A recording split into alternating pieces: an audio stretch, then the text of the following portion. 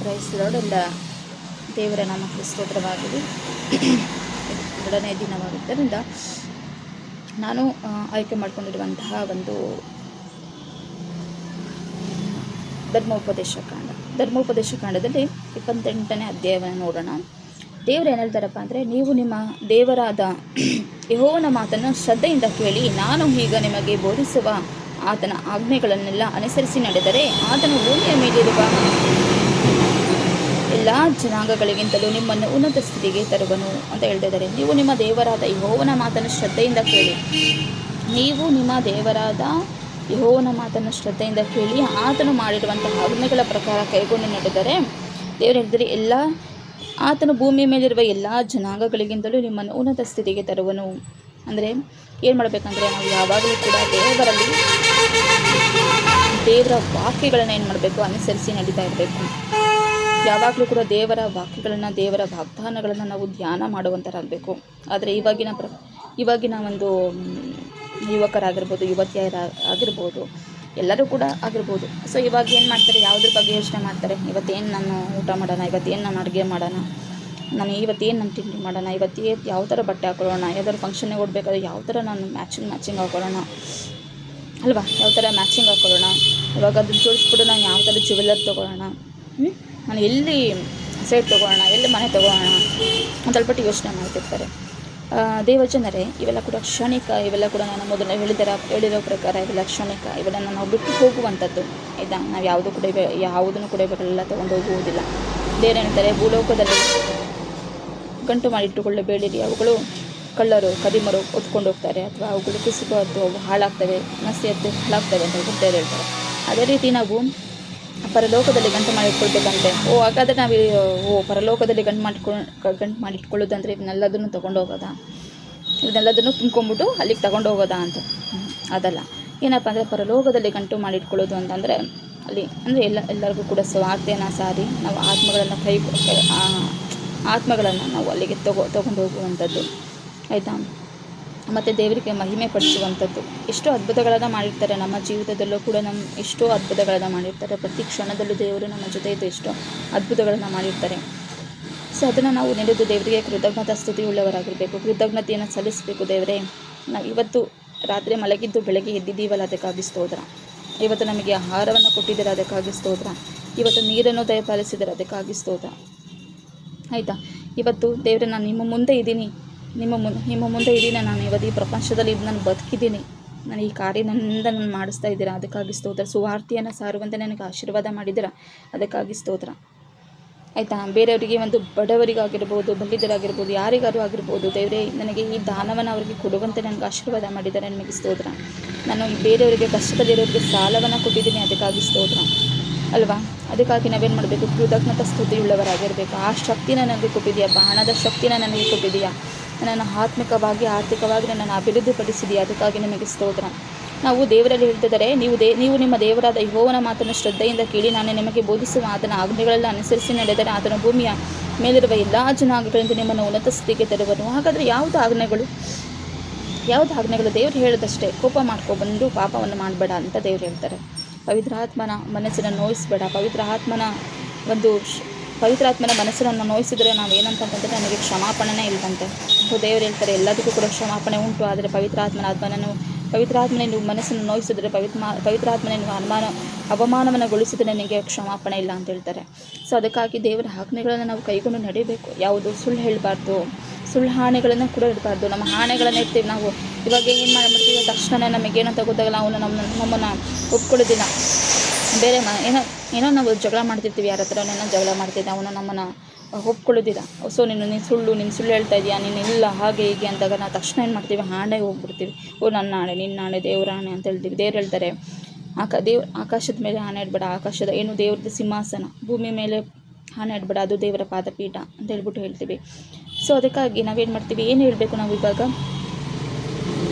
ಕರ್ತನಾದ ಹೆಸರಿಸನಿಕೆ ಅಂದರೆ ನಾವು ಆಣೆ ಇಡಬೇಡ ಅಂತ ಹೇಳ್ತೀವಿ. ನಾವು ಹಣೆ ಇಟ್ಬಿಡ್ತೀವಿ, ಇವ್ರ ಮೇಲೆ ಹಣೆ, ತಲೆ ಮೇಲೆ ಹಣೆ, ಹಂಗೆ ಇಟ್ಬಿಡ್ತೀವಿ. ಅಂದರೆ ನಾವು ಒಂದು ಕೂದಲು, ದೇವರು ಹೇಳ್ತಾರೆ, ನೀನು ಯಾಕೆ ಹಣೆ ಇಡ್ತೀಯಾ, ನೀನು ಒಂದು ಕೂದಲು ನಾನು ಬೆಳ್ಳಗೆ ಮಾಡ್ತೀಯಾ, ಒಂದು ಕೂದಲನ್ನು ಏನಾದರೂ ನೀನು ಮತ್ತೆ ಕರ್ರಗೆ ಮಾಡ್ತೀಯಾ, ಅಥವಾ ನೀನು ಒಂದು ಸೃಷ್ಟಿ ಮಾಡ್ತೀಯಾ, ಇಲ್ಲ ಅಲ್ವಾ? ನೀನೇನಕ್ಕೆ ಮತ್ತೆ ಹಣ ಇಡುವುದು? ಹಣ ಇಡಬೇಡಿ.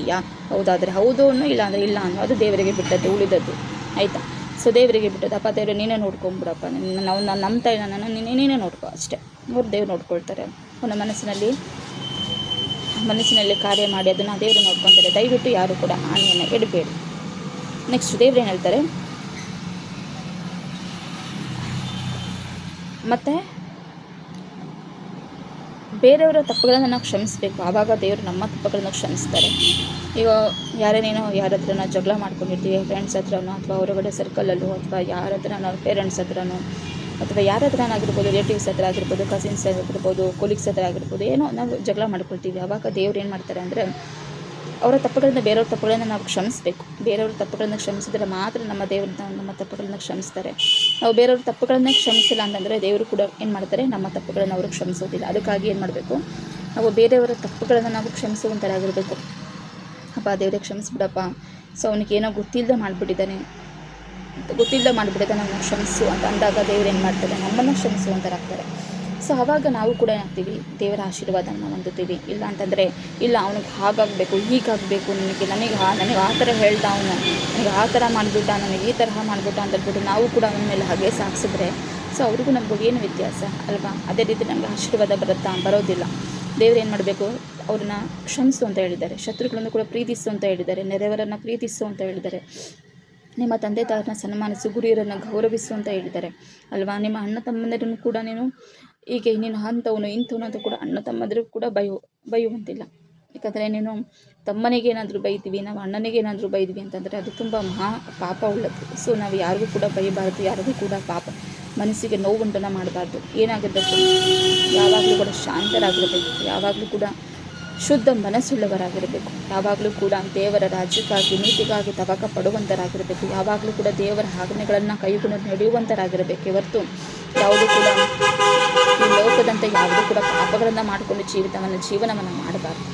ಅದಕ್ಕಾಗಿ ದೇವರು ಹೇಳ್ತಾರೆ, ಈ ದೇವರನ್ನು ನಾವು ನಿಮ್ಮ ದೇವರಾದ ಯೆಹೋವನ ಮಾತಿಗೆ ಕಿವಿಗೊಟ್ಟು ನಡೆದರೆ ಶುಭಗಳನ್ನೆಲ್ಲ ನಿಮಗೆ ಪ್ರಾಪ್ತವಾಗುವುದು. ಯಾವುದೆಂದರೆ ನಿಮಗೆ ಊರಲ್ಲಿಯೂ ಅಡವಿಯಲ್ಲಿಯೂ ಶುಭ ಉಂಟಾಗುವುದು. ನಿಮ್ಮ ಸಂತಾನ ವ್ಯವಸಾಯಗಳಿಗೂ ದನ ಕುರಿ ಮುಂತಾದ ಪಶುಗಳಿಗೂ ಶುಭ ಉಂಟಾಗುವುದು.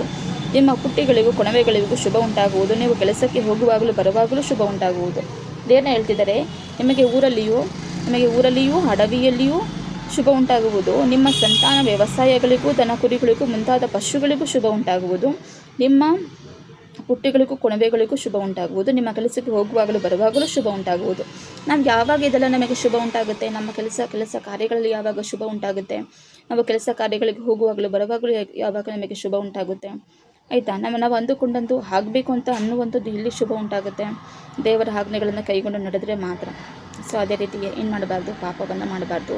ಏನೇನು ದೇವರ ವಾಕ್ಯಗಳನ್ನು ಹೇಳಿದರೆ, ವಾಗ್ದಾನಗಳನ್ನು ಹೇಳಿದರೆ, ಸೊ ಅದೇ ರೀತಿ ನಾವು ಕೈಗೊಂಡು ನಡೆಯಬೇಕು. ಮತ್ತು ಧರ್ಮೋಪದೇಶ ಕಾಂಡದಲ್ಲಿ ಸೊ ಇನ್ನೊಂದು ವಾಕ್ಯ ಏನು ಹೇಳ್ತಪ್ಪ ಅಂದರೆ, ನಾವು ಯಾವಾಗಲೂ ಕೂಡ ಧರ್ಮಶಾಸ್ತ್ರವನ್ನು ಆಗಲೆಳು ಧಾನಿಸುತ್ತಾರೋ ಅವರು ನಿಂದಕರನ್ನೇ ಕೂತುಕೊಳ್ಳದೆ ಮತ್ತು ಪಾಪಾತ್ಮದಲ್ಲಿ ನಿಂತುಕೊಳ್ಳದೆ ಯಾರು ಕೂಡ ದೇವರ ಆಜ್ಞೆಗಳನ್ನು ಪರಿಪಾಲಿಸ್ತಿರ್ತಾರೋ ಅವರು ಹೇಗೆ ಅಂದರೆ ನೀರುವೆ ಕಾಲುವೆಗಳೆಲ್ಲ ಬೆಳೆಯುವಂಥ ಹಸಿರಿನ ಹುಲ್ಲು ಗಾವಲಿನಂತಿರುವರು ಅಂತ ದೇವರು ಹೇಳ್ತಾರೆ.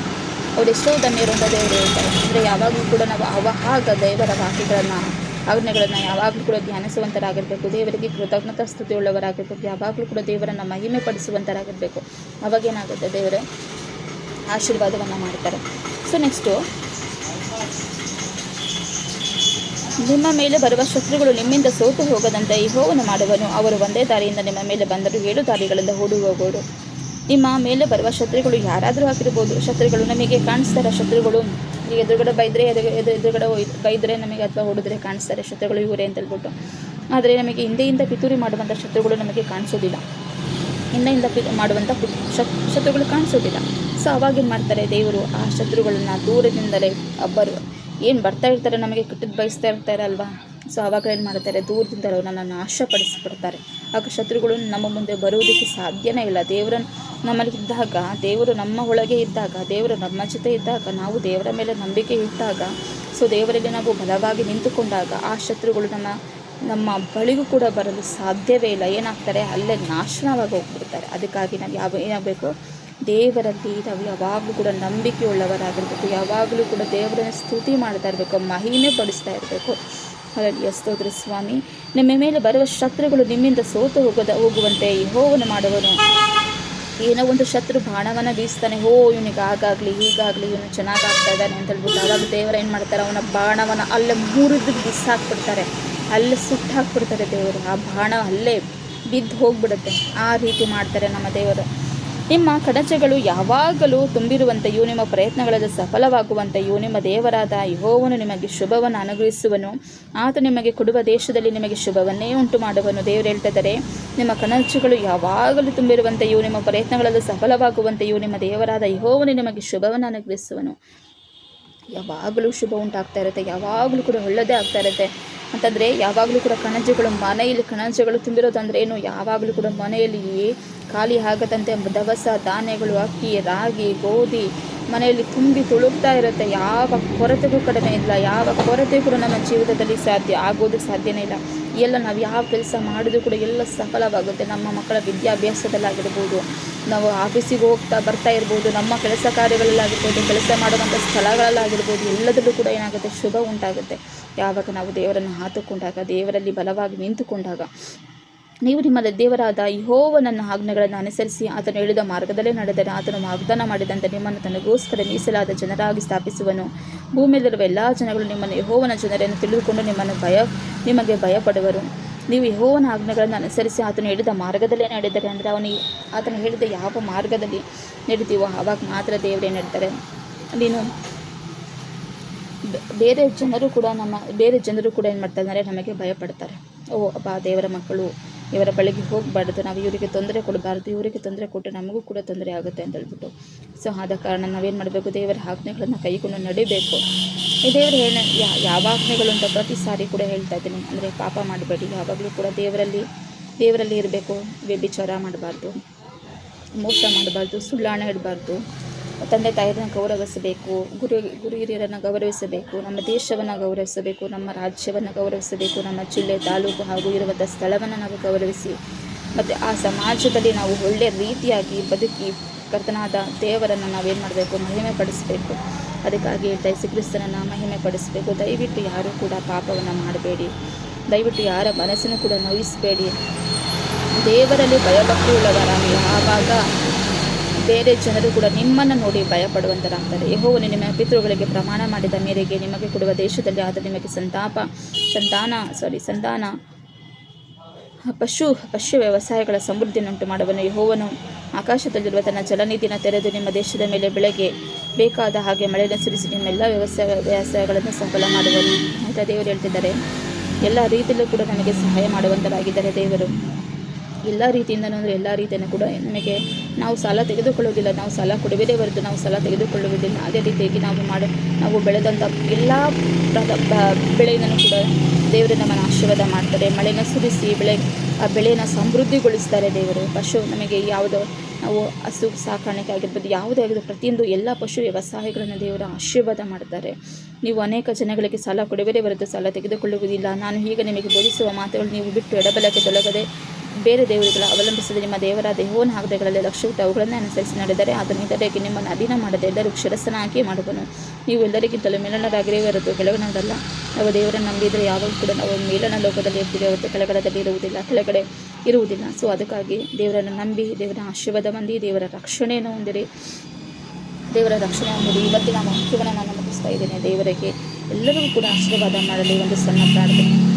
ದೇವರು ಎಲ್ಲರನ್ನ ಆಶೀರ್ವಾದ ಮಾಡಿ ದೇವರೇ, ಯಾರು ಈ ಪ್ರಾರ್ಥನೆಯನ್ನು ಕೇಳ್ತಾ ಇದ್ದಾರೆ ಎಲ್ಲರಿಗೂ ಕೂಡ ಆಶೀರ್ವಾದ ಉಂಟಾಗಲಿ ದೇವರೇ. ಯಾರು ನೋಡ್ತಾ ಇದ್ದಾರೆ ಅವರ ಕಷ್ಟಗಳು ಎಲ್ಲವೂ ಕೂಡ ಬಿಡುಗಡೆ ಹೊಂದಲಿ ದೇವರೇ. ಸ್ತೋತ್ರ ಸ್ವಾಮಿ ಯೇಸು ಕ್ರಿಸ್ತನ ನಾಮದಲ್ಲಿ ಪ್ರಾರ್ಥಿಸುತ್ತೇನೆ. ಆಮೆನ್.